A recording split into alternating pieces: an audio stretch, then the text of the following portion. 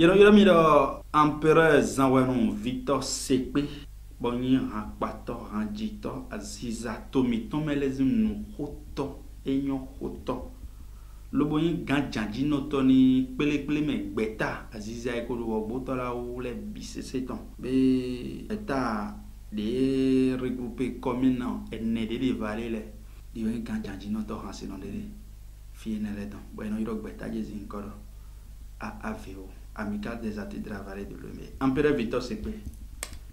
Lo encore Victor Tochi Jan Edonimi. Bon Sepe yodo so Tochi Edonimi. Lo ngawa ikon dictionnaire menu encore Victor.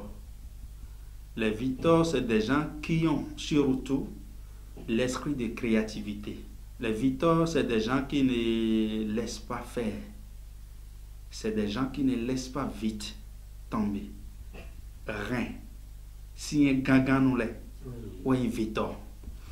L'on est quand il met bon cerveau qui a signé son mot, bon, il est dans Z de de jibo na nan we don we by de befi o janyo. Mana se pono ikpe a. Hoe do melede yo, mano si mero propodo ikpe. Cholo bonano zelo. Bonano a créé, nous Victor les non créé na we na machia. Tout Victor c'est ikpe.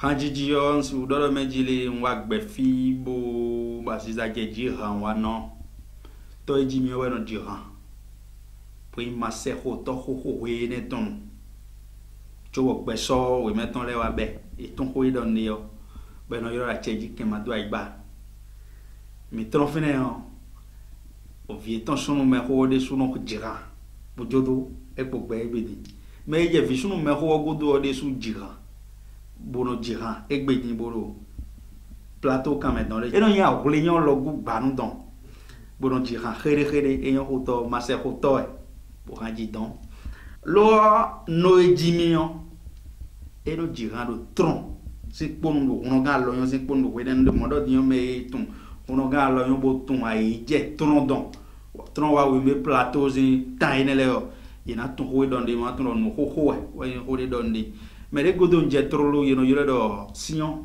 au tien comme caca j'ai année 2002, dit on va bekanden, aja, mi dans les ricondons et bleu, mais les godons j'ai, et nous dira. Bon, et les tiens comme un hamboule Gigi, ou des noms de midi, baiser, zegazougoune à wadi.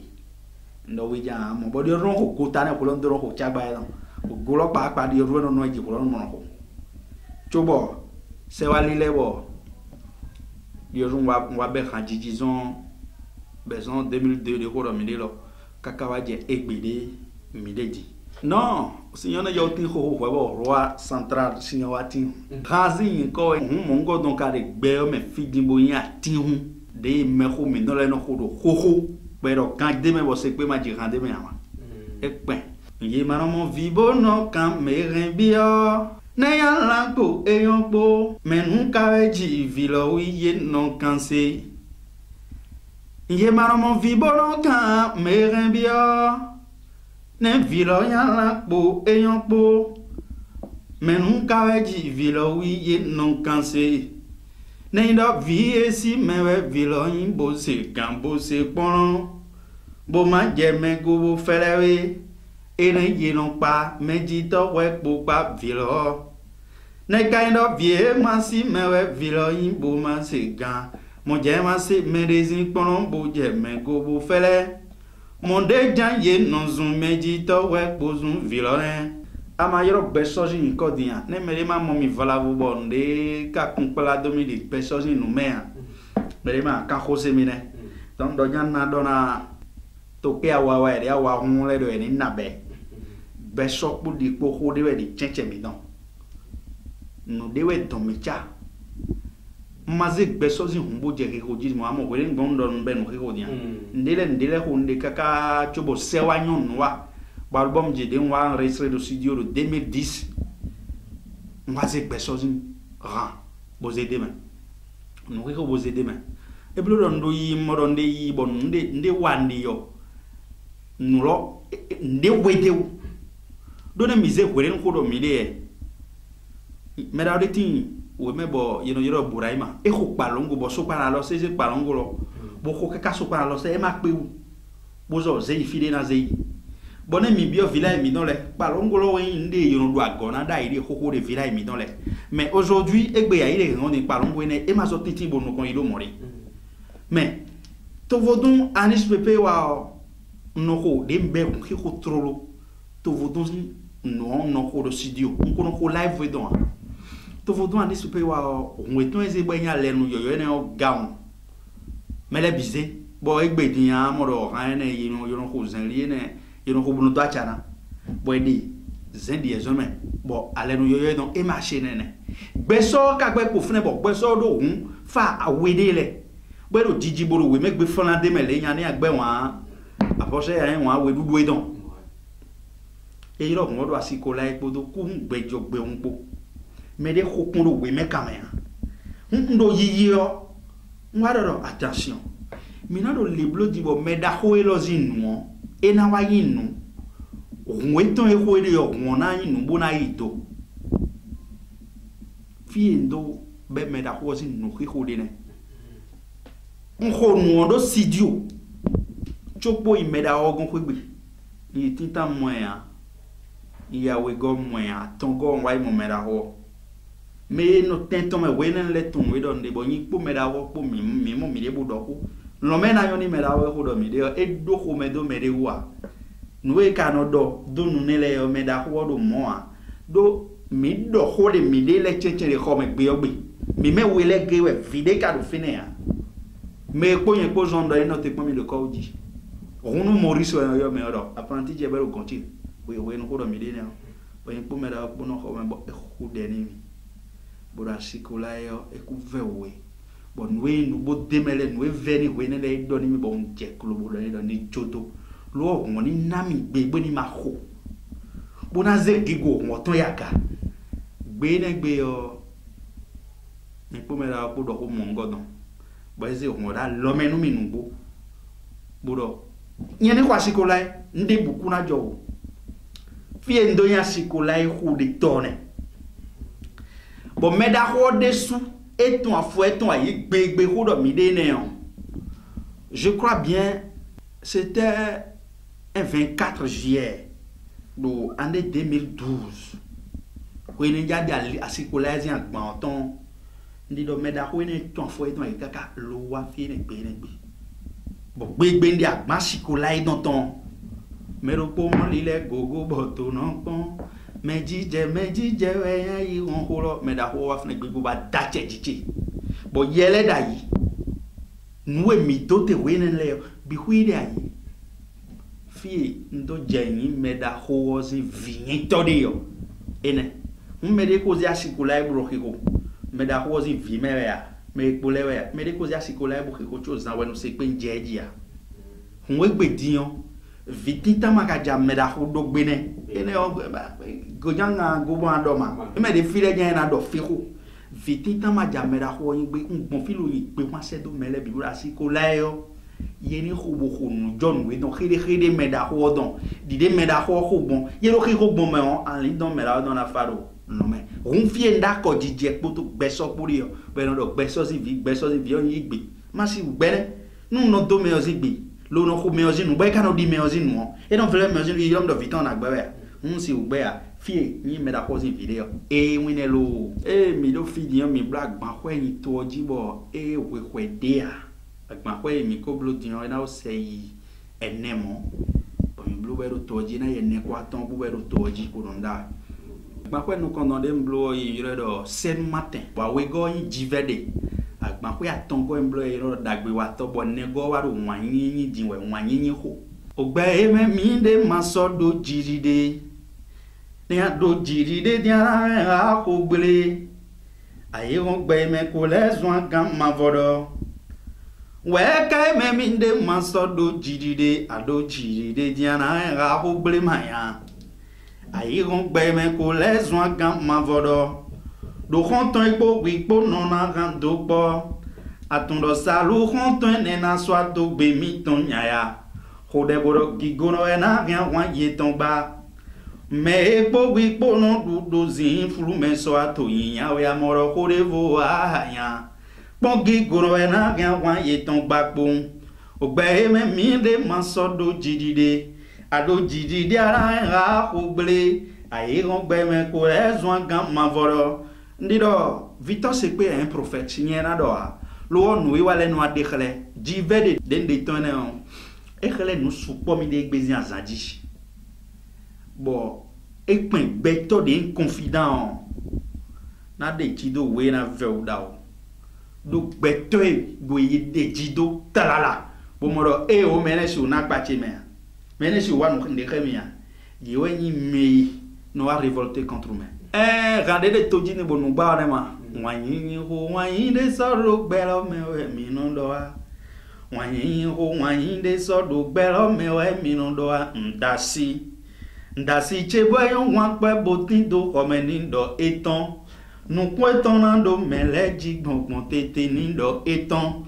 Nou kweton nada ki kwere di gonto men bwado wanyi.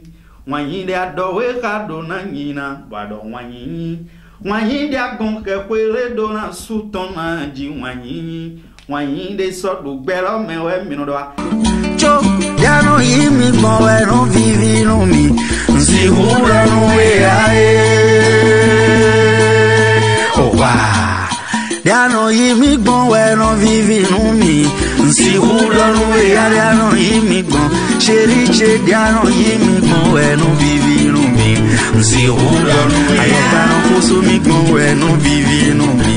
Nsi hura no we ae. Ayoba no mi gbon we no vivi no mi. Nsi hura no we ae. Ayoba no yimi gbon we no vivi no mi ma. Nsi hura no we ae. Ayoba no chéri mi gbon we no vivi no mi ma. Nsi hura no we ae. Ayoba no fi mi gbon we no vivi no mi ma. Nsi hura no we ae. Ya no yimi gbon we no vivi no mi. Nsi hura no we ae. Sinon, des pingpong midi, il y a amis des artistes. Moi, non, il y a mido. Do nchinya koro rame. Bugbe kunya koji. Bo walo cheo, walo Victor Sekpe don ena dio hansidon okole. Ena dio yekpedi. No yi mede bodo nde wa gbe fi jenyo. Tenpon lo bonu nozoto e bada wa nu. Bo amoro mejile nuwe nyavilo nuwe melo do biblo dion no wen. Bo alors di de miton rena wan de lo bezanton me no si o de alolo bo no ma te wa tun we do so a de alo pombo na lo e pombo do kan si no support bo yin ingrat kan flan wani mi bo no e matun e support do mi kan si no le me do egbe kan si no na timbo na de ali ni fele chobo wenu e ja we ali yo gbongbe yo bona gbongo to to e bona iblo opération do go to yo e na zo jiye de lo jiwe na so don de bunu we a nous même encore dans les tignon mbio me khotile do mi joto koni ebo a groza jelo e sonu do e bo viton kambie do nde te ka blowe ade e de so me jajan ja no e kono bloni megmo mo be no vivio e o jetemo me o e na wa mo j'aime aider les artistes yesu wi meko yesu goma yi meko no barago aloni rasinole do ouvert ranko me o e signer lo fla. Bon, mais quand on a alini me kaka boy na yi na se yi rakon e me di rame. Ye no se yi rakon we. Mais na de alini me kaka boy na se yi rakon e no support. Et ne autre raison on m'appelle combinément l'ami des artistes. Nen do film no mado no kono to achenga gbama. Nen do lancement agbeto de no wa bora be million jole no kono to ye nyai. Album je yodin di tomo godo ayero chagro bodo poropo ye ho yin kaga foma.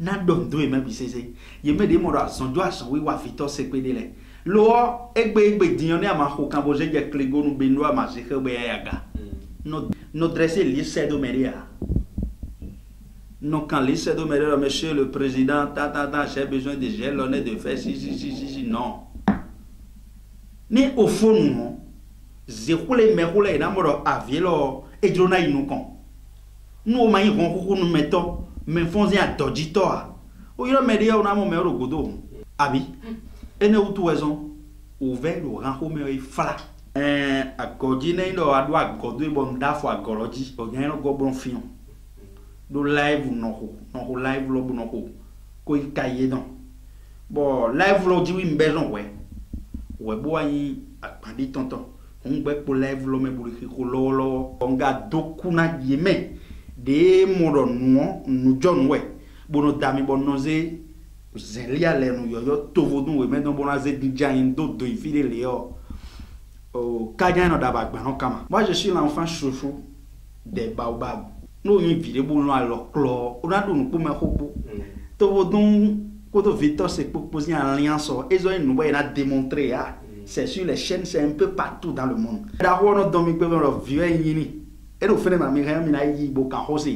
Je suis actuellement son enfant chouchou. Bon, allez nous yon de rico chopo na belo fileo.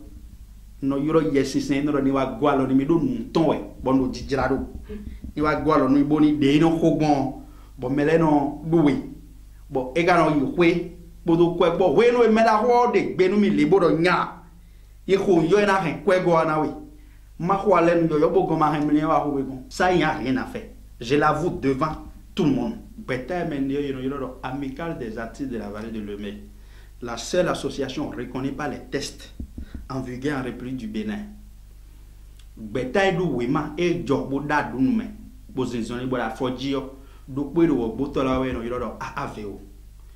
Betaïdou, il y a un président ni Betaïdou.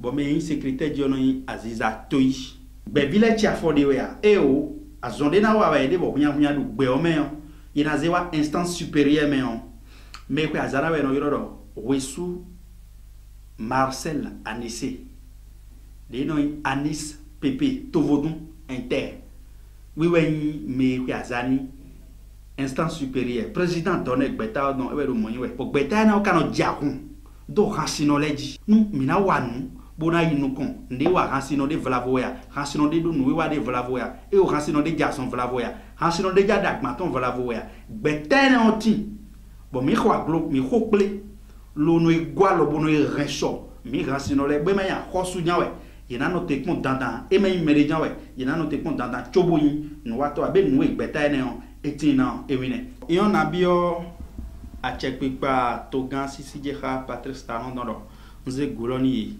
bodode do setele bisisi réorganiser do eyon lo nabio ministère de la culture nabio do ni ten kon lo yin kokon azizadele wo gbotola ole ni kokon mi me lo nabio sisi jeha de umale bodo mi DG Fac ni ten kon lo bo yin kokon azizadele wo gbotola ole ni kokon mion enayon de soko don de sondo chan viton koton do azonda lo eton dibelu wi wa lowo e ka te kon lo yin kokon génatis lemeon ena wa dagbenu mi parce que les génatis ce sont des soleils levants mi drona mon Victor c'est pezan ouais mon million milo plus 229 61 66 93 43 empereur Victor c'est pe million ko de yo mina doni mi alogo mi ton le alo chikaso di bajali